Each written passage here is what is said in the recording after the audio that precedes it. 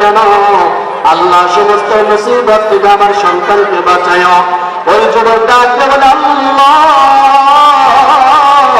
এই মুসিবত থেকে বাঁচানোওয়ালা কেউ নাই, কেউ নাই।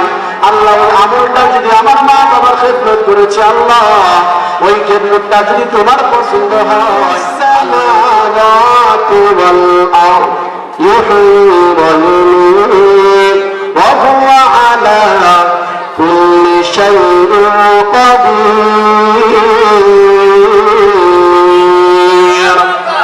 আল্লাহ পাক রব্বুল কারীম বলেন, লাহু মুলকুস সামাওয়াতি ওয়াল আরদ, আসমান জমিন তোমরা যা দেখো না কেন, তোমাদের হায়াত মউত যা দেখো না কেন, সমস্ত কিছুর মালিক দুনিয়ার কেউ না, দুনিয়ার কেউ না, সমস্ত কিছুর মালিক হলাম আমি একমাত্র আল্লাহ সুবহানাল্লাহ বলেন।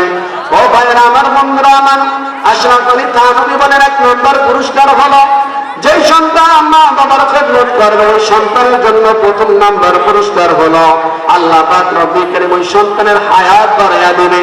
দুই নম্বর পুরস্কার হলো যে সন্তান মা বাবার খেদমত করবে এবং মা বাবার দোয়া নেবে, আল্লাহ পাক ওই সন্তানের জন্য বড় বড় মুসিবত থেকে আল্লাহ তাআলা বাঁচাইয়া দিবে। সুবহানাল্লাহ বলেন। ও ভাইরা আমার, বন্ধুরা আমার, এই যত মুসিবত আসে সমস্ত মুসিবত থেকে বাঁচানোওয়ালা কে? আরো জোরে বলেন না, কে? বাঁচানোওয়ালা একমাত্র আল্লাহ। কারণ আল্লাহ ছাড়া মুসিবত থেকে কেউ বাঁচানোওয়ালা নাই, কেউ বাঁচানোওয়ালা নাই।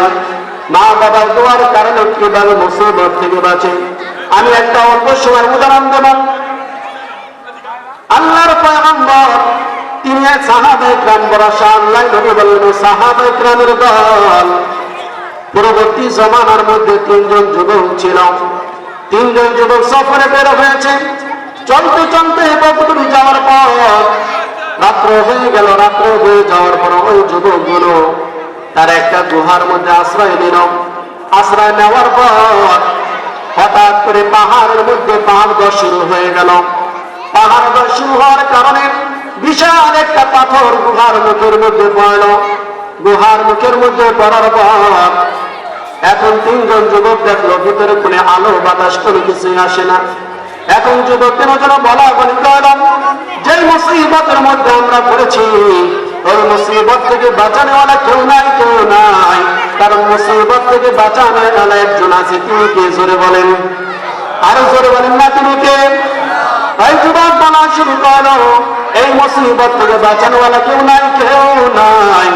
কিন্তু আমরা যদি এই মুহূর্তে আমাদের কোনো ভালো কর্মের দিকে তাকিয়ে যদি আল্লাহর কাছে আমরা যদি বলি, আল্লাহ এই ভালো কর্ম উসিলা করে মাফ করে দাও, তাহলে হয়তো আল্লাহ পাক রব্বুল কারীম মাফ করতে পারেন।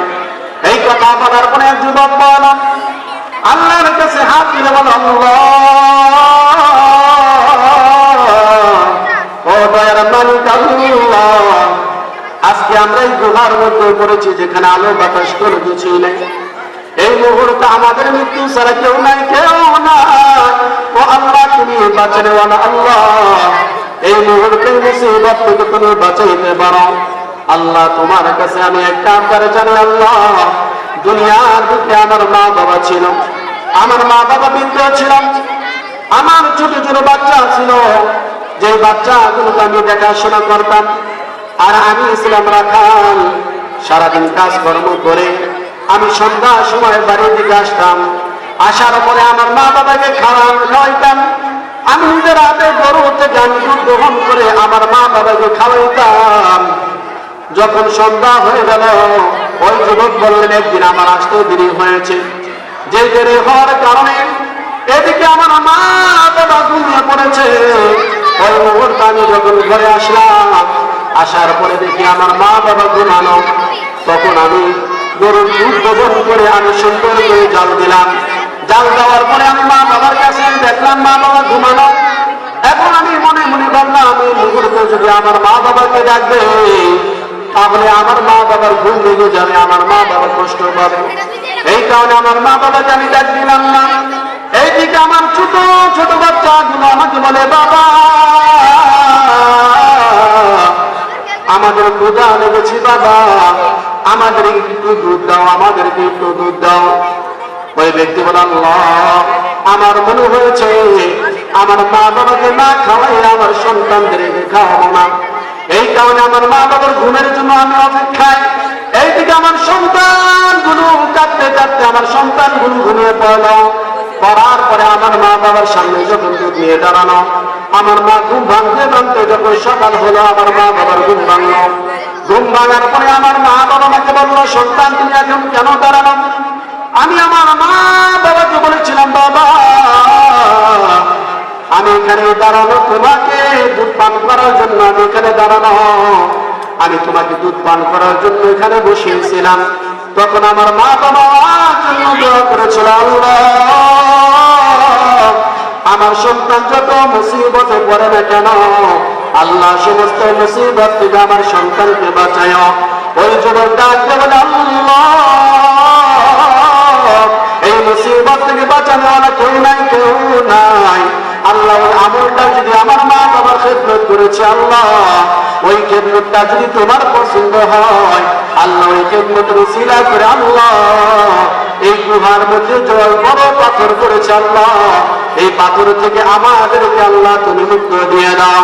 ওই যুবক ডাকতে বলল, আমি যখনই আল্লাহর কাছে আমার মা বাবার উসিলা করে দোয়া চেয়েছি, আমি তাকিয়ে দেখলাম সাথে সাথে ওই পাথরটা কিছুটা সরে গিয়েছে। আল্লাহু আকবার বলেন, আরো জোরে বলেন আল্লাহু আকবার। কারণ মা বাবার দোয়া কবুল করেছে।